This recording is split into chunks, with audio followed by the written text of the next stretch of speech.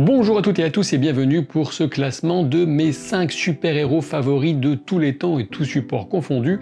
Et puisqu'on est quand même vachement dans les comics avec ce sujet et dans la continuité de mon partenariat avec la Fnac pour vous en recommander des comics, et justement, eh bien, je vais vous présenter House of X et Powers of X, une excellente double mini-série qui va signer la renaissance, on peut le dire, des X-Men. Une double mini-série de comics ultra ambitieuse avec les X-Men, une épopée de science-fiction sur plus de 1000 ans. Ça vous parle? Parfait. Hein, Wolverine? Sneaked. Alors peut-être que vous vous dites que dans les comics de super-héros, rien ne change ou n'évolue vraiment. Eh bien House of X et Powers of X vient nous prouver le contraire en redéfinissant totalement les mutants Marvel. Eh oui, on va parler des X-Men, mais pas seulement, puisque tous les mutants de la Terre 616 sont concernés par les choix drastiques du scénariste Jonathan Hickman. Charles Xavier a changé d'avis, l'intégration des mutants parmi les humains n'était qu'une douce utopie qui a finalement échoué. Le temps est venu de réunir tous les mutants sur leur propre monde Krakoa. C'est certain, on est habitué à ce que Charles Xavier soit un symbole d'intégration et de paix, et du coup, dans ses comics, ses choix éthiques ne plairont pas à tout le monde. Et justement, raison de plus pour lire cette nouvelle Bible des X-Men qui va redéfinir tout ce qu'il y a à savoir sur les mutants de chez Marvel. Alors considérez-vous comme prévenu dans House of X et Powers of X, tout change, on introduit des concepts fascinants qui viennent servir des personnages qui en sortent transformés ou encore revigorés. Que ce soit pour le scénario ou le dessin, préparez-vous à écarquiller les yeux.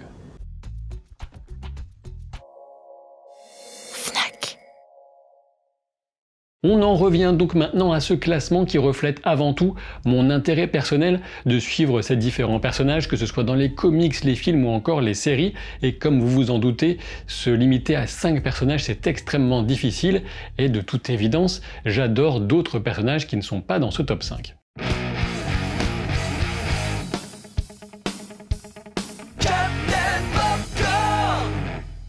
En 5e position de ce classement, j'ai choisi Wolverine en personne, un personnage dur de nature à la fois sauvage et solitaire qui incarne parfaitement le conflit intérieur entre bestialité et code de l'honneur. Un personnage à l'histoire trouble, c'est le moins qu'on puisse dire, même pour lui-même étant donné l'état de sa mémoire généralement dans les histoires qui le concernent, et aux capacités brutales, tellement brutales, que parfois dans les premières versions françaises des comics, il a été censuré. Wolverine, je l'ai d'abord connu sous le nom de Serval, puisque c'est ainsi qu'il s'appelait en VF, jusqu'à la fin des années 90, et si le Serval est un félin, l'inspiration originale de Wolverine provient pourtant du féroce carcajou, un animal étonnant des grands espaces nordiques. Wolverine, Serval, Logan, de nombreux noms pour un personnage dont l'histoire, les origines ont notamment évolué en fonction de l'inspiration ou autre continuité rétroactive des différents scénaristes, dessinateurs qui travaillent souvent en binôme quand ça se passe bien, ou encore grands décideurs de chez Marvel. Pour ce qui est de sa création, on peut l'attribuer à plusieurs personnes.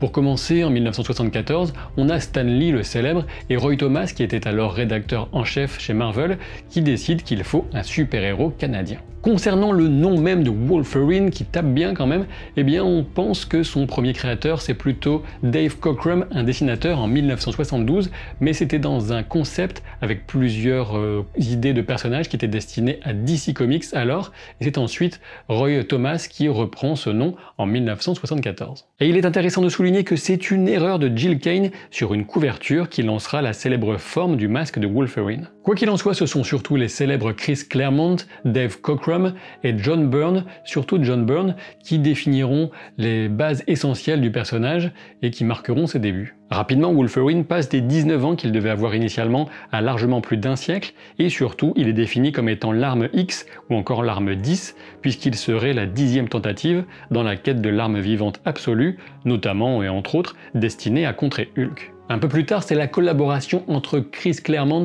et Frank Miller en personne qui permettront d'apporter un peu plus de profondeur au mutant griffu en le confrontant à la culture japonaise. Viendront ensuite Marc Silvestri, Jim Lee et bien d'autres artistes que je n'ai pas le temps de citer ici. Parmi les comics Wolverine que je vous recommande, il y a tout simplement Wolverine de Claremont et Miller, House of M et Old Man Logan. On le sait bien, la consécration populaire ultime pour Wolverine viendra avec le cinéma, notamment au travers de la performance de Hugh Jackman qui lui apporte son dévouement, son charisme et aussi son mètre 88 contre le mètre 60 de Wolverine de base dans les comics. Et le moins qu'on puisse dire, c'est que le film Logan de James Mangold a permis de refermer de belle manière cette page importante pour le personnage en attendant un inévitable, on peut le dire, retour de Wolverine un peu plus tard, dans plusieurs années sans doute, au sein du MCU, le Marvel Cinematic Universe. Et c'est donc Spider-Man que j'ai retenu en numéro 4 de ce classement, sachant que de mon expérience personnelle, Spider-Man c'est surtout Peter Parker, mais Miles Morales me semble également très intéressant, ce qui a été prouvé, s'il en était encore besoin, par l'excellent film d'animation Spider-Man Into the Spider-Verse. Je crois qu'on peut l'affirmer sans aucun problème, Spider-Man est un personnage génial à tout point de vue, c'est l'équilibre parfait entre une vie quotidienne qui va parler à tout le monde ou presque, et des aventures extraordinaire. Comme le soulignait Stan Lee lui-même dans une interview menée par Kevin Smith, Spider-Man est un des rares super-héros dont le visage est totalement caché par son costume, sa cagoule en l'occurrence, ce qui permet à tout un chacun de s'identifier en lui. Lycéen aux préoccupations sentimentales et financières particulièrement concrètes, Peter Parker, c'est donc aussi Spider-Man qui est rendu visuellement passionnant par sa panoplie de pouvoirs, qu'elle soit exploitée sur comics, en film ou en série, ou en jeu vidéo même. Il faut bien dire que cette personnalité à la fois réaliste et si attachante, on la doit principalement à Steve Ditko qui a approfondi le personnage en partant des lignes éditoriales définies par Stan Lee. Toutefois, il faut savoir qu'avant le Spider-Man avec le trait d'union avait déjà existé un projet d'un premier Spider-Man en un seul mot et qui était un projet porté par Joe Simon et Jack Kirby en personne. Et ce premier Spider-Man ne voit pas le jour, il est remplacé par The Fly, la mouche. Toutefois, 8 ans plus tard, en 1961, Jack Kirby proposera ce Spider-Man à Stan Lee avec le logo qu'avait dessiné Joe Simon.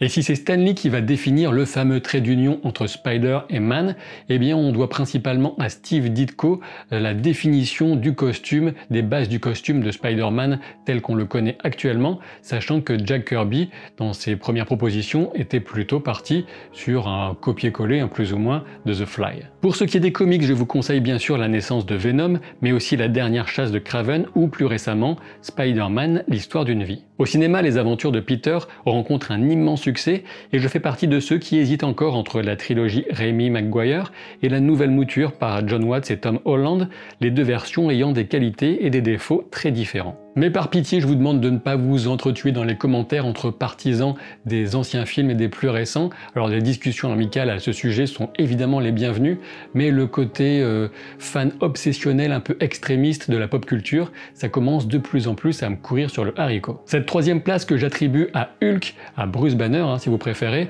aurait aussi bien pu être la deuxième de ce classement, franchement, tant j'ai du mal à départager les deux personnages concernés. J'ai toujours été fasciné par Bruce Banner et ça remonte à l'enfance, que ce soit dans les comics ou à la série télévisée marquée par Bill Bixby et Lou Ferrigno. Peu de débats autour de la création de Hulk qui revient à Stan Lee et Jack Kirby en 1962, mais on peut noter un fait intéressant, c'est que la première revue Hulk, l'incroyable Hulk, ne durera que 6 numéros avant d'être arrêtée, faute de tirage suffisant, et avant de revenir plus tard en remplacement de Tales to Astonish. Comme a pu le confier Stan Lee, Hulk est inspiré de Dr. Jekyll et Mr. Hyde, ainsi que du monstre de Frankenstein. Sa couleur, initialement grise, est remplacée par du vert dès le 2e numéro, car le gris était délicat à reproduire à l'identique pour l'imprimeur. En termes d'ambiance, on peut dire que l'histoire de Bruce Banner est essentiellement tragique, comme l'avait parfaitement compris la série télévisée des années 70, ainsi que le film de Ang Lee, puis de Louis Leterrier, respectivement en 2004 et 2008. On peut sans doute voir dans le personnage de Hulk l'incarnation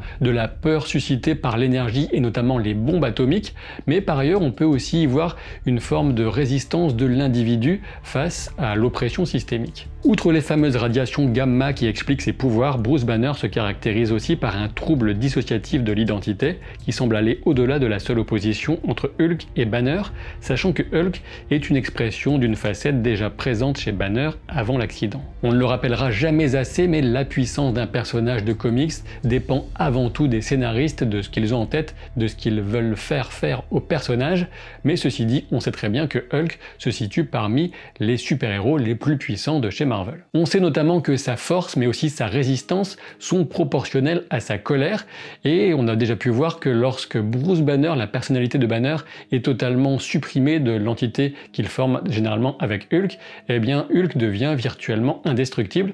On l'a vu quand il a vaincu Onslaught. Et sans doute pour que vous compreniez un peu mieux la place que j'accorde à Hulk dans ce classement de mes 5 super-héros préférés, je dois dire que ce que j'adore particulièrement chez ce personnage, c'est cette dualité entre ce Bruce Banner qui est un véritable génie, ce qui est un élément pas toujours bien mis en avant dans les différentes incarnations qu'il a eues, mais aussi un personnage solitaire, quasiment asocial, en fuite permanente, en conflit avec lui-même, et de l'autre, ce monstre de puissance qu'est Hulk, et qui accomplit des exploits tout simplement fascinants et incroyables, notamment dans les comics. Et même si le personnage était astucieusement utilisé dans le premier film Avengers, je préfère l'approche plus dramatique, voire tragique, que proposait le duo Norton et Le Terrier face au guignol qu'a fini par en faire le MCU, notamment dans Endgame. On sait qu'une série She-Hulk centrée sur Jennifer Walters est prévue sur Disney+, elle devrait permettre d'aborder le sujet sous un angle nouveau, voire d'introduire le terrible Red Hulk. Pour ce qui est des comics, je vous conseille notamment Planète Hulk, Futur Imparfait, ou encore le beaucoup plus récent Immortal Hulk. J'ai décidé d'accorder la deuxième position de ce classement à un personnage laissé un peu trop longtemps dans l'ombre avant d'accéder à la pleine lumière. Il s'agit de Daredevil. Créé en 1964 par Stan Lee et Bill Everett avec des apports de Jack Kirby, puis rapidement Jen Colan au dessin, il faut reconnaître que le Daredevil que j'aime vraiment ne surgit pour de bon qu'avec Frank Miller en 1979. On sait bien que Stan Lee poussait souvent les aspects les plus légers de ses personnages, mais les blagues qui fonctionnaient parfaitement avec Peter Parker n'ont pas grand chose à faire dans l'univers de Matt Murdock. Alors que je suis enthousiasmé par la puissance de Hulk, c'est tout l'inverse qui fait de Daredevil un héros passionnant. Malgré ses sens surhumains pour compenser sa cécité et sa maîtrise des arts martiaux, il se retrouve en danger au moindre coup de feu. Par ailleurs, l'univers de Daredevil baigne dans les questionnements religieux et éthiques. On peut dire que Matt Murdock est un personnage torturé dont la vie a été marquée par la tragédie dès son plus jeune âge. Même si on décrit souvent Spider-Man comme le super-héros de quartier,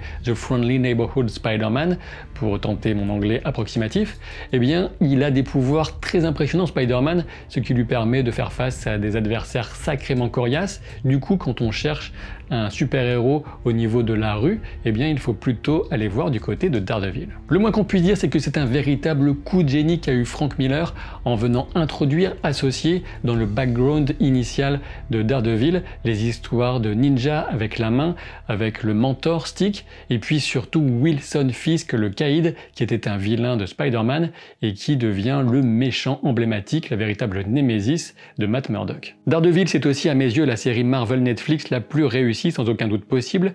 La série s'est terminée sur une saison 3 absolument excellente avec l'introduction de Bullseye qui forme avec Wilson Fisk la parfaite association d'adversaires pour l'avocat qui rend justice à coups de poing dans la gueule. Et clairement, sans doute comme une bonne partie d'entre vous, notamment si vous avez regardé mes vidéos consacrées aux saisons de Daredevil, notamment la saison 3, eh bien j'aurais adoré voir revenir ces acteurs au sein du MCU, mais apparemment ça n'arrivera pas. Et pourtant, je reste confiant d'une façon ou d'une autre, Daredevil reviendra tôt ou tard sur grand écran, il nous fera vraiment complètement oublier Ben Affleck de 2003, et puis surtout, il viendra prouver pourquoi son surnom, l'homme sans peur, est le meilleur de tous les surnoms de tous les super-héros existants. Enfin, parmi les comics marquants de Daredevil et que je vous recommande, il y a notamment L'Homme sans peur, Born Again et Guardian Devil. Alors oui, évidemment, je sais bien que je ne suis pas du tout original en venant mettre Batman sur la première marche du podium de ce classement, et d'ailleurs, au passage, on se rend compte que mes 5 super-héros préférés sont 5 hommes blancs,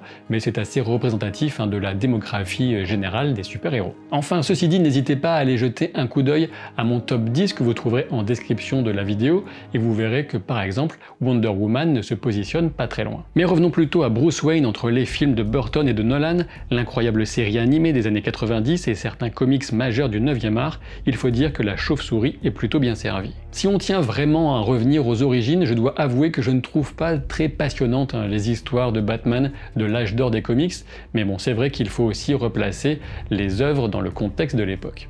Et puis pendant que j'y suis, autant enfoncer une porte ouverte en rappelant l'importance énorme qu'a eu Bill Finger face à Bob Kane dans la création des concepts principaux de Batman et même du Joker, sachant que pendant longtemps Bob Kane a revendiqué être le seul véritable créateur de Batman, ce qui est donc faux. Quant à ce que j'apprécie tout particulièrement chez Bruce Wayne, c'est la transfiguration d'un traumatisme et d'une psychologie torturée en un idéal indépassable. Par son engagement total, Bruce dépasse son statut d'être humain pour devenir une légende, comme le disait si bien Henry Deckard. Et effectivement, tout comme pour Matt Murdock, la relative fragilité physique de Batman, qui est absolument dénuée de tout pouvoir surnaturel, joue beaucoup dans la fascination qu'exerce sur moi le personnage. Bien sûr, comme vous le savez, si du côté de Matt Murdock, ce sont quelques sens surdéveloppés qui vont lui permettre de faire plus que compenser sa cécité, du côté de chez Bruce Wayne, c'est son immense fortune qui va contribuer à la naissance de ce héros incroyable Batman, ce justicier de Gotham City, avec cet attirail hors norme dont il peut s'équiper. Mais pourtant, toute cette richesse, tous ces gadgets, ce n'est absolument pas du tout l'essentiel chez Batman. Non, l'essentiel, c'est sa détermination, son intelligence, son entraînement, son dévouement absolu à sa cause, et c'est ça qui le rend aussi fascinant en fin de compte. Et pour faire aussi un petit détour du côté de la baston que j'affectionne beaucoup, on peut dire que la scène iconique, hyper marquante pour Batman, de mon point de vue, c'est celle de l'entrepôt dans Batman v Superman, même si en termes de films globaux, je préfère nettement Batman Begins et The Dark Knight. Et puis aussi, on peut aussi voir un petit point commun dans les combats entre ceux de Daredevil et ceux de Batman, avec des arts martiaux assez brutaux, enfin selon les différents auteurs en tout cas, mais pour moi, d'un point de vue visuel, d'un point de vue viscéral, ça fonctionne très bien. Alors oui, je sais bien, oui, j'avais mis un t-shirt Iron Man, mais ce n'était pas pour vous troller, les fans de Tony Stark. D'ailleurs, je l'aime beaucoup, il apparaît dans mon top 10. J'aime le Iron Man depuis tout petit, avec certains comics notamment. Et si cette vidéo vous a plu, vous savez ce qu'il vous reste à faire. Sinon, eh bien, je serai obligé de vous livrer à la fureur de ces 5 super-héros réunis qui vous attendront en bas de chez vous pour tout simplement vous réduire en charpie, mais en toute amitié bien sûr. Je vous dis à très vite pour de nouvelles aventures. Salut!